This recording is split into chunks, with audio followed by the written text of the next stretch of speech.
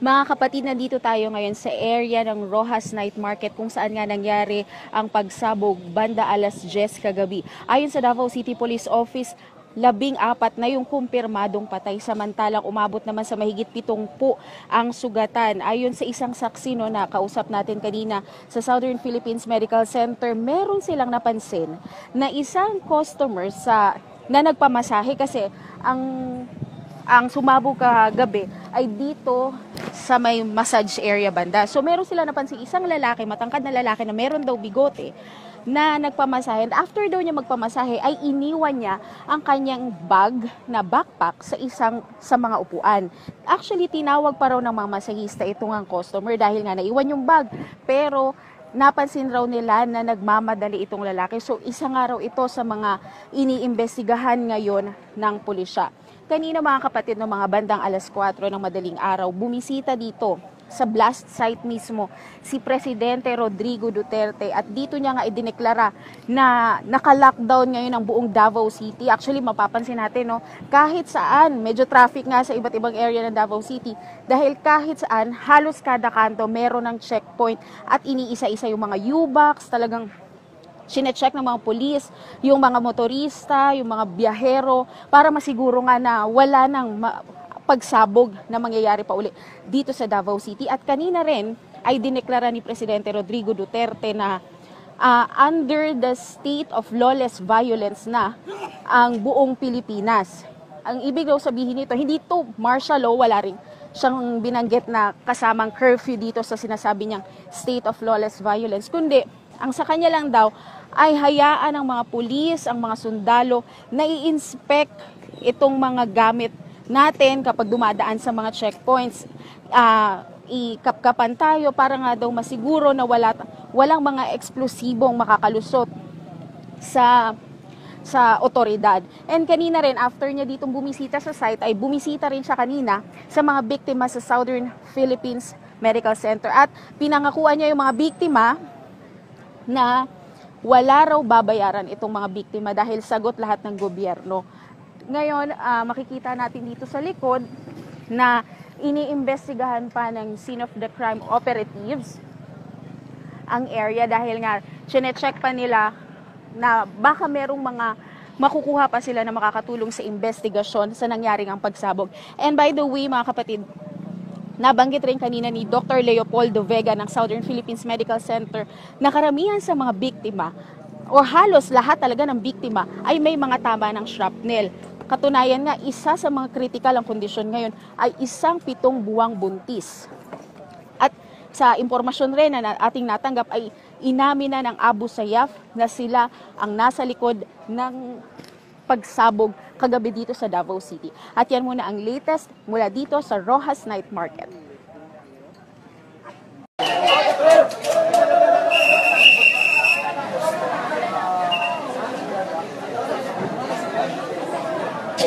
Nasa salon.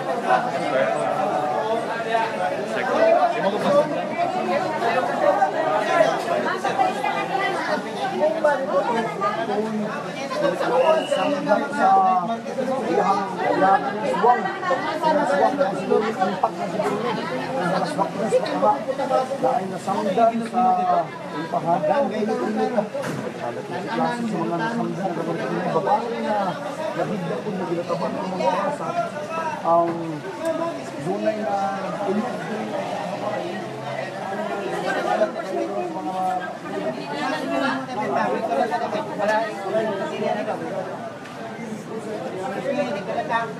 Namoy ka parente, ma'am? Sa sulod?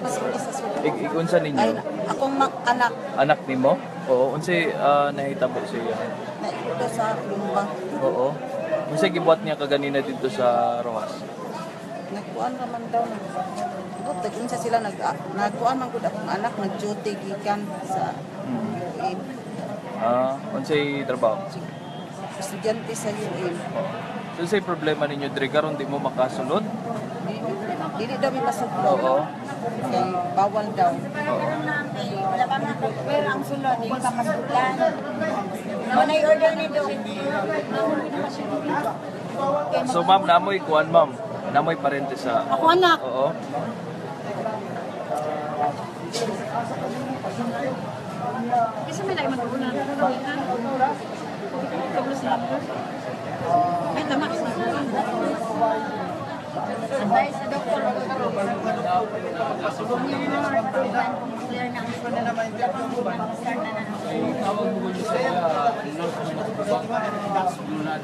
wala pala din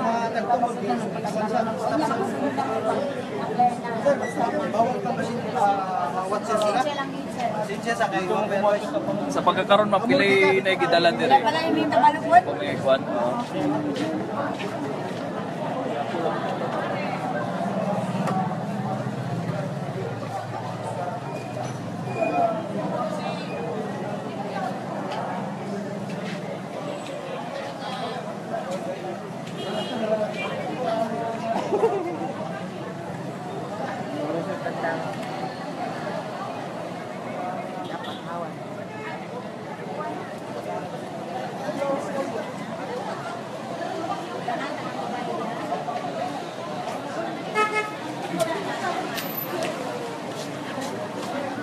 Namin saan eh, ma'am?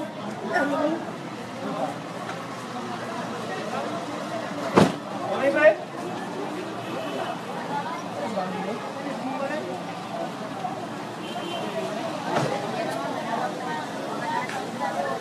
Manawag bukas.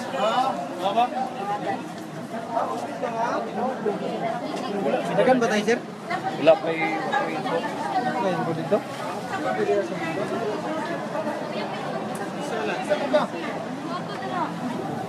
Ito lang kang pwede ng bisita, ma'am. Sunod ko ka na pasensya dira. Okay, advice. Dito lang ta sa kawan. Magadi tayo. Magbayad ka Wala pa advice ang WhatsApp. Bawal pa. Wala yung advice sa doktor. Advice sa doktor. Karon, ipapasalilan. Pasensyahay lang din mo.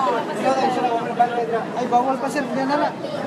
Yan na. So unsay kwan sir, unsay advice sa inyo, di ba pasudlan? Di ba pasudlan kay ang tendency man gud manulog tong apil tong mga nahingtungdan. Oo. Nya magsinamok sa nagtabang ng mga doktor. Pero manawag lang ko So niya. ang mga doktor naghangyo dili pasudlan kasi Pero kung naay mga ka unya pa taon.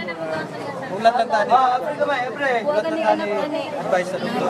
Na-stroke ba niya? Wala nagbantay dito ba? Nagkailangan ko kwartas ko na so galing ano niya. Wala ko man nakabot niya.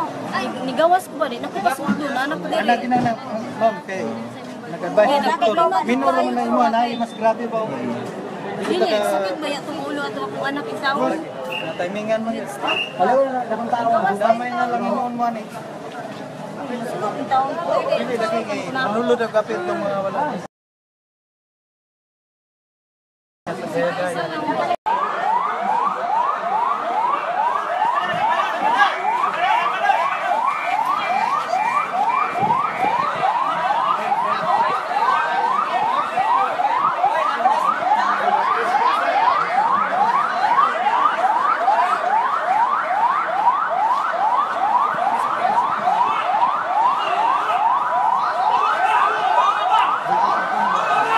There's a second bomb.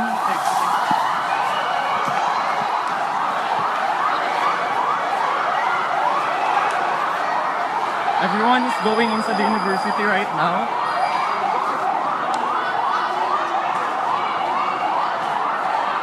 Please pray for everyone. I think it's confirmed that there are deaths.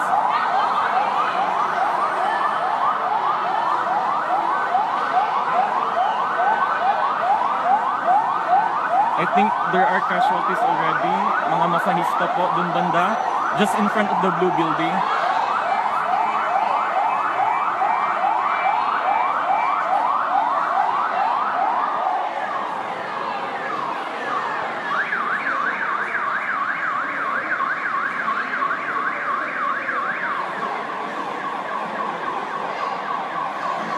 May mga dugo ang masahista na lumapit sa school kanina.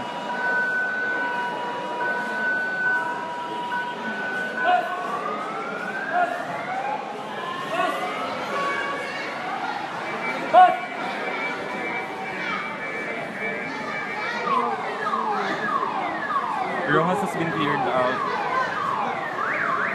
I mean, of people, but I think there's a second bomb.